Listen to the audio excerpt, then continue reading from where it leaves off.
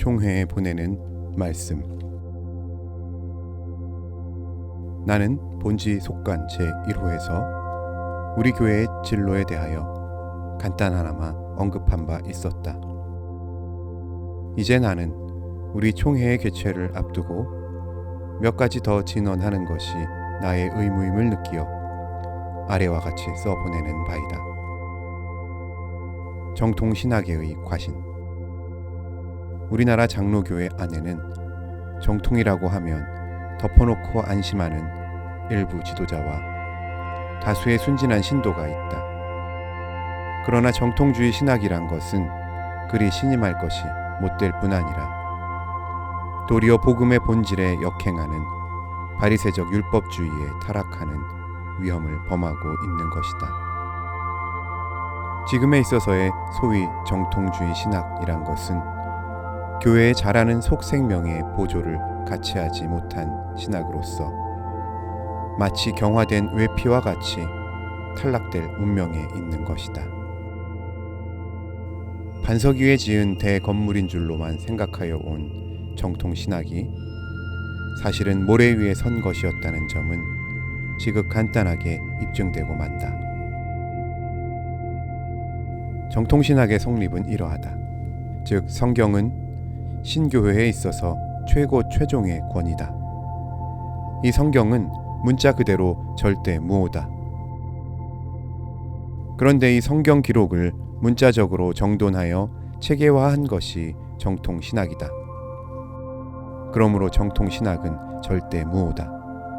그리고 교회에 있어 최고 권위를 보유한다 하는 주장이다. 그런데 성서 문자 무오설이란 것은 성경 사실 자체가 이를 부인하고 있다.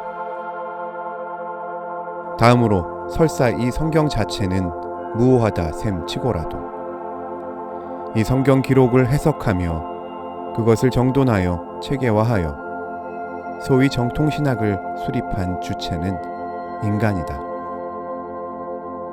그러므로 정통신학이 절대 무오를 주장하려면 성경 자체가 절대 무오일 뿐 아니라 그 신학자의 성경 해석이 절대 무오하며 그의 정리 태도와 방법이 절대 무오하며 그의 구성한 논리 체계가 절대 무오한 것이어야 할 것이다.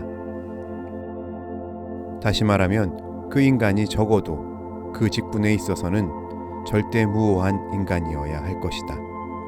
우리 신교회 내에 이런 법앙이 과연 몇 분이나 있는지 알 수 없다.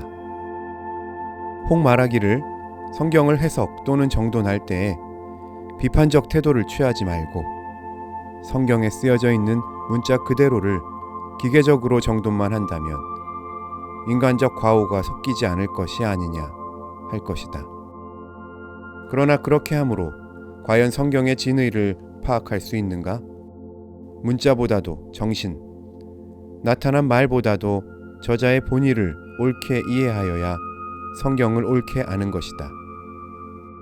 그리고 시대적인 진리와 영속한 진리, 각 시대상의 반영과 하나님의 말씀의 형식과 내용 등을 명철하게 분간하는 능이 있어야 한다. 예를 든다면 성경에 쓰여진 문자와 형식에 충실하기는 바리새인 이상이 없을 것이다. 그러나 그들은 성경을 몰랐으며 때의 표적도 몰랐고 하나님의 그 시대에 나타내신 뜻도 몰랐었다. 그리하여 자기들의 전통적 지위를 보존하려는 권세욕 때문에 예언자를 몰라보고 하나님 아들을 십자가에 못 박는 치명적인 범죄 행위를 감행하였던 것이다. 계시의 형식과 내용을 분간한다는 것도 상식적인 진리다. 우리가 짧은 기간을 살면서 사람을 가르치는 데 있어서도 애기에게는 돌멩이가 말하고 호랑이 담배 먹고 하는 등 동화 형식으로 가르친다. 그리고 소학교, 중학교, 대학교 각각 다른 형식을 취한다. 애기 때의 동화 양식으로 가르친 기록을 문자 그대로 믿노라고 해서 돌멩이가 말했다고 했으니 그때에는 돌멩이가 말했을 게라. 그렇게 믿지 않는 사람은 이단이다 하고 야단을 한다면 퍽이나 우스울 것이다. 그러나 형식이야 동화든 강의든 간에 그 속에 품겨있는 교훈, 동화가가 그 형식을 통하여 아이들에게 심어주려고 한 그 진리를 파악하여 오늘에도 그것을 살리려는 사람이 있다면 그 사람은 그 형식을 통하여 그 정신, 내용을 붙잡은 사람이기 때문에 비로소 옳게 안 사람인 것이다. 성경 이해에 있어서도 마찬가지다. 성경의 기사를 비판 없이 기계적으로 정돈한다고 옳은 결과가 나오는 것이 아니다. 그것은 오히려 더 어리석은 결론을 가져오고 말 것이다. 그러므로 소위 정통주의자가 자기를 절대화할 아무 근거도 없는 것이다. 도리어 자기 교만을 조장하여 분란을 일으키는 것밖에 다른 아무 소득도 없을 것이다. 원래 정통이란 말처럼 애매한 말은 없다. 가톨릭은 자기네만이 정통이라고 하고 동방교회는 이름부터 정통교회라고 해서 자기네만이 정통이라고 주장하고 신교의 각 파도 역연하여 각 파가 다 자기네가 정통이라고 주장한다.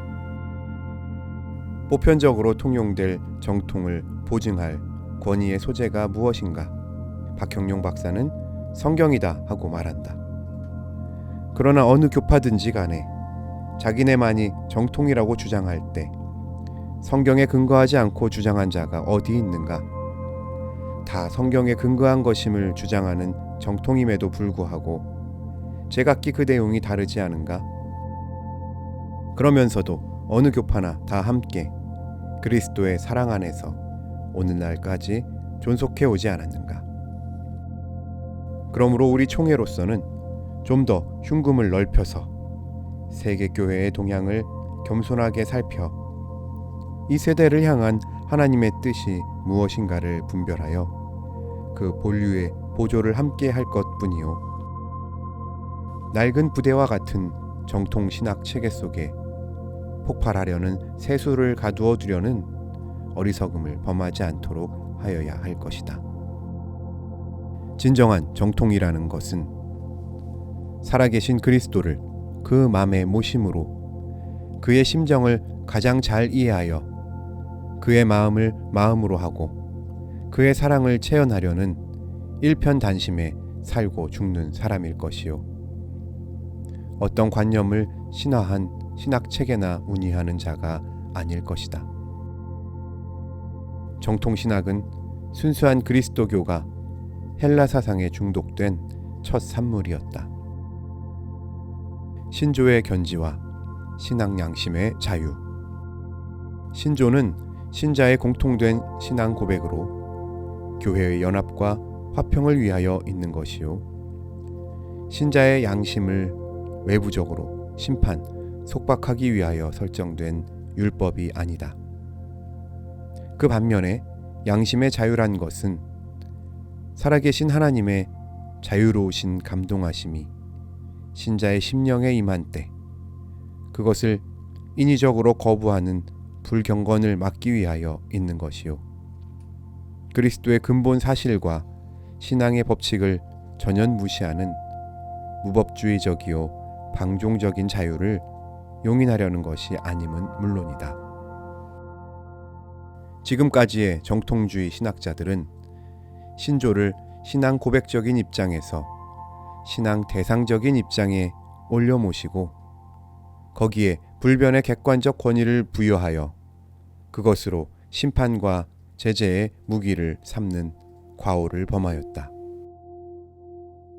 그리하여 신조를 옹호한다는 의미에서 도덕의 규범과 양심의 자유를 유린하는 것을 당연하게 여기는 데까지 이르렀다.